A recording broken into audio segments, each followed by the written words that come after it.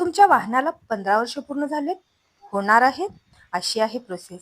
सर्वात अगोदर आरसीला mobile number update करा. जर आधार आणि आरसीचे नाव तंतोतंत जुळत असेल, तर काही वेळातच मोबाईल जोडता येतो. पण आरसीला फरक असेल, एम-आर किंवा एम-आर-एस असेल, फक्त नाव आडनाव असेल, तर मात्र आरटीओलाच जावं लागेल. 15 वर्ष म्हणजे वाहनाचा फिटनेस तपासणी प्रोसेस असते.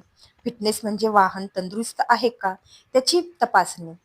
अपघात झालाय का? झाला असेल तर दुरुस्ती केली का? अखंड चॅसिस बदलली, इंजिन बदललं, याची तपासणी. तपासणीसाठी आरसीवरील इंजिन चॅसिस नंबरवरून तपासला जातो. सोबत इन्शुरन्स, पीयूसी, वाहकांचे brake lights, indicators, parking lights, समोरील लाईट्स तपासल्या जातात. तपासणी दरम्यान वाहन काही बदल केले असतील, जसं रंग, कॅरेज, स्टायलिश दरवाजे, काचेवरील ब्लॅक फिल्म्स, देवदेवतांची नावे, पुढील काचेवरील महापुरुषांची रेडियम, तरीही अडचण येऊ शकते.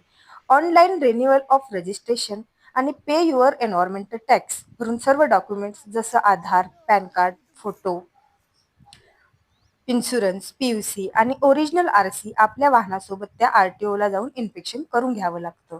सध्या राहताय त्या आरटीओचा पत्ता बदल असेल, जर कमीत कमी 2 महिने अगोदर करून घ्या. नाहीतर जुन्या आरटीओला पुन्हा जावं लागेल. त्यानंतर त्या जुन्या पत्त्यावर फॉलोअप करत बसावं लागेल.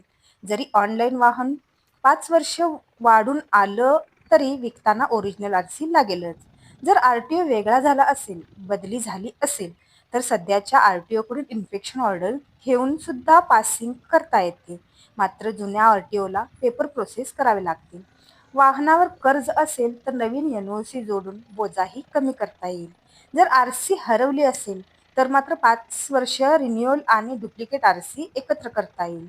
मालकाला मात्र उपस्थित राहावं लागेल. बिफोर मी साठी 2 महिने बाकी असताना रिन्युअल पत्ता बदल केला तर सर्वात उत्तम.